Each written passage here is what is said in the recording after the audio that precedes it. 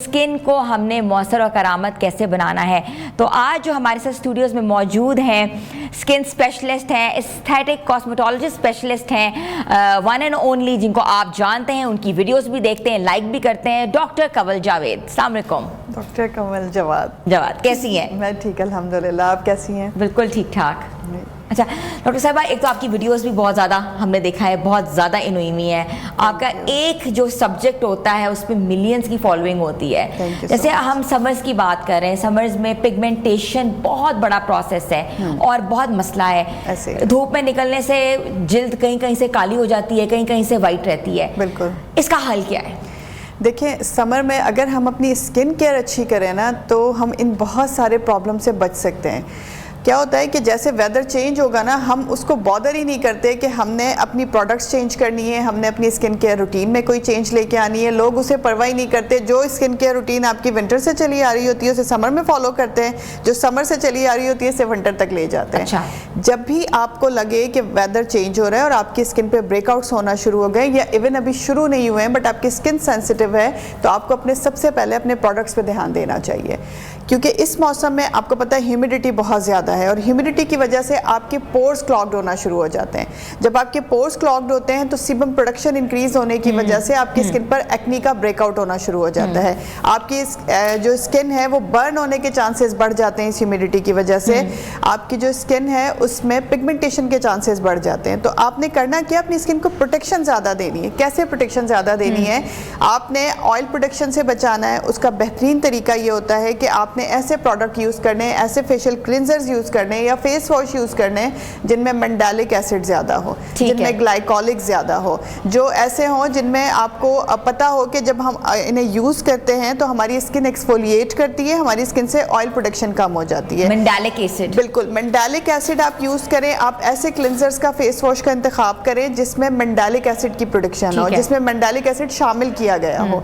सो बहुत easily over the counter बहुत सारे ऐसे रिनाउंड हैं जिनको आप ले सकते हैं मेडिकल स्टोर से जाके। किसी की ब्रांड का भी ले सकते हैं, किसी भी ब्रांड का ले लें, बस उसके अंदर जो प्रोडक्ट है, इंग्रेडिएंट है, वो मेंडालिक एसिड होना चाहिए। सबसे बड़ा सवाल ये होता है कि हम कौन सा सन ब्लॉक इस्तेमाल करें, SPF 60 लगाएं, SPF 100 लगाएं या 50 लगाएं? तो आप इस गर्मी के हिसाब से कौन सा रिकमेंड करती हैं? देखिए, बेस्ट ये होता है कि एशियन स्किन जो है उसके लिए 40+ SPF इज गुड।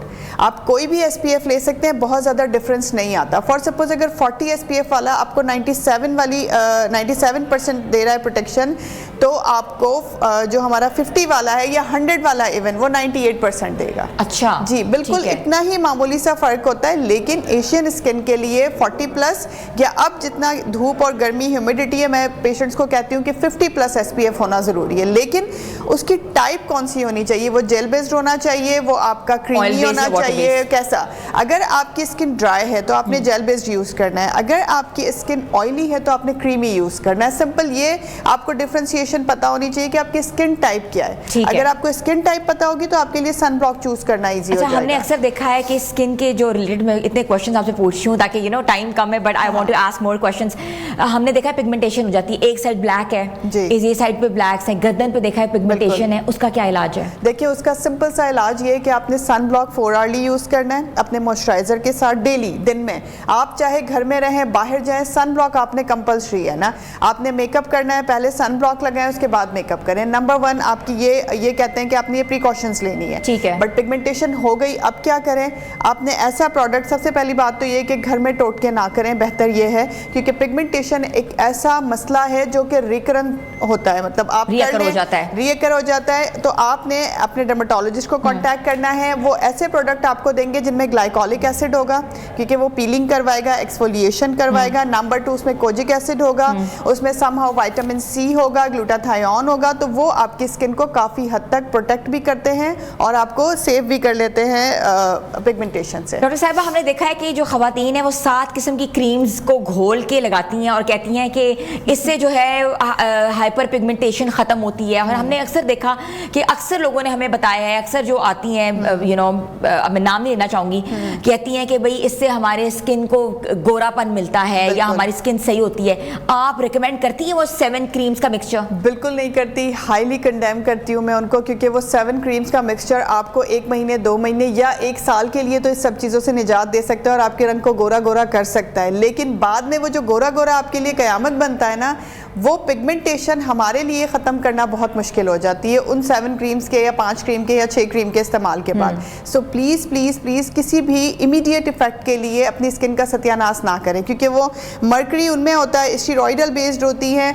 स्टीरॉयड हमारी भी मेडिकेशन में होता है, लेकिन वो बड़ा कंट्रोल मिकदार में होता है। सो प्लीज़ ऐसी किसी भी क्रीम को आप यूज़ ना करें जो कि क्रीमों का मिक्सचर होता है या जिनमें मर्करी या स्टीरॉयड ज़्यादा होता है। अच्छा, आपने देखा होगा कि एक्नी के बाद बहुत से निशान रह जाते हैं, जिनको लोग नींबू मल रहे होते हैं या डिफरेंट किस्म की रेमेडीज इस्तेमाल कर रहे होते हैं। रेमेडीज एक होम बेस्ड एक तरीका है। आप क्या रिकमेंड करती हैं कि निशानों को कैसे हम लोग अपने स्किन से ख़त्म कर सकते हैं? देखिए, सबसे पहले तो ये कि अगर आपकी स्किन पर आप होम रेमेडीज लगाती हैं तो उसमें कोई हर्ज नहीं है, कोई बुरी बात नहीं है। आप ऐसे टोटका जो आपकी स्किन पर जो हमारी अम्माओं के ज़माने से चला आ रहा है हम यूज़ करें, कोई हर्ज नहीं है उसमें, लेकिन शर्त ये है कि आपकी स्किन को सूट करना चाहिए। फॉर सपोज आप लीमू अपने फेस पे मल रही हैं, वो आपकी स्किन को सूट ही नहीं कर रहा है, वो बजाय आपकी स्किन से निशान हटाने के वो आपकी स्किन को बर्न कर देगा।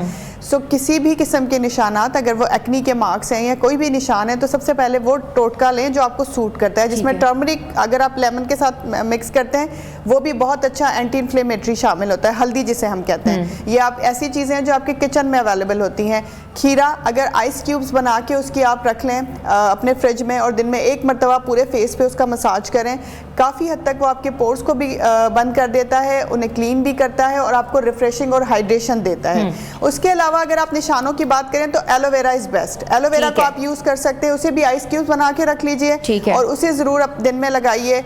टर्मरिक हुआ, एलोवेरा, खीरा, ये सब इनमें थोड़े थोड़े से ब्लीचिंग एजेंट भी होते हैं, तो वो समहाउ आपके निशानों को भी ख़त्म कर देते हैं अगर आप टोटके ही करना चाहते हैं। बट अगर फिर भी आपका मसला हल नहीं हो रहा तो definitely you should consult with your dermatologist, because dermatologist आपको ये बताएगा कि वो कितने डीप इनसाइड आपको स्कार्स हैं। तो बेहतर ये ऊपर है कि स्किन से नीचे, बिल्कुल स्किन की जो 3 लेयर्स हैं उनमें है, ये आपको बिल्कुल सुपरफिशियली फील हो रहा है। डॉक्टर साहब एक और सवाल इधर ये है, डॉक्टर साहब कहेंगे ये सवाल पे सवाल पूछी जा रही है, जो खवातीन ओवर 40 होती हैं जिनको वाटर रिटेंशन का मसला है, सुबह उठती हैं तो मुंह सूजा हुआ होता है, आंखों में पफीनेस होती है, वो कैसे इन चीज़ों का ख्याल रख सकती हैं? कौन सा प्रोसीजर उनको कराना चाहिए जिससे इनकी वाटर रिटेंशन खत्म हो सके? देखिए, उसके लिए बेहतर ये है कि अपनी फिजिकल एक्टिविटी बढ़ाएं लाजमी। उसके लिए मैं एक आपको देसी नुस्खा बताने जा रही हूँ जो आपकी वाटर रिटेंशन भी कम करेगा, बॉडी से स्वेलिंग भी कम करेगा। उसके लिए करना ये है कि आपने 1 लीटर तकरीबन पानी लेना है, देगची में उसे अच्छे से उबालें। उबालने से पहले सच उसमें आपने मिक्स करना है ज़ीरा, अजवाइन और सौंफ इक्वल क्वांटिटी में, और वो जो आपने 1 लीटर पानी लिया था वो आपका तकरीबन 1 मग रह जाना चाहिए। उसके बाद आप उसे निकालें, उसमें पिंच ऑफ गुड़ आपने शामिल करना है और अदरक का जूस आपने 1 टेबल स्पून शामिल करना है उसमें, और इसे रख लें पूरी रात के लिए। सुबह आप उसको निहार मुँह पी लें और उसके 2 घंटे तक आपने कुछ खाना नहीं है। इससे काफ़ी हद तक आपकी बॉडी की जो स्वेलिंग है वो ख़त्म हो जाएगी, नंबर 1। नंबर 2, अगर आपका सिर्फ फेस स्वेल होता है तो आपने करना ये है कि मैंने काफ़ी जगह बताया भी है कि आपने सुना होगा कि हम आइस का हैक करते हैं, सेलिब्रिटीज़ का फेवरेट है वो, कि आपने एक बॉल में पानी लेना है ठंडा, उसमें आइस क्यूब्स डालनी है और जितनी देर तक अपने फेस को उसमें डिप कर सकती हैं, लाइक आप 10 सेकंड से स्टार्ट करें, 20 seconds, half minute, 1 minute, it's up to you. आप उसमें डिप करें और रखें और वापस बाहर निकालें, फिर उसके बाद दोबारा डिप करें। तकरीबन 15 मिनट तक आपने ये प्रोसेस करना है। इससे काफ़ी हद तक आपकी जिनको पफीनेस होती है आइज़ में, फेस पर स्वेलिंग होती है, उठने के बाद रेडनेस होती है, आप उसे यूज़ कर सकते हैं। लेकिन उसके लिए भी ज़रूरी ये है कि आपको कोई स्किन का इशू ना हो, एक्जिमा ना हो, सोराइसिस ना हो, डर्मेटाइटिस ना हो, इस तरह का कोई स्किन का प्रॉब्लम ना हो, तब आप ये कर सकते हैं। और उसके बाद आपका फेस फ्रेश भी रहेगा, स्वेलिंग भी नज़र नहीं आएगी और मेकअप के लिए भी 100% रेडी रहेगा। ठीक है।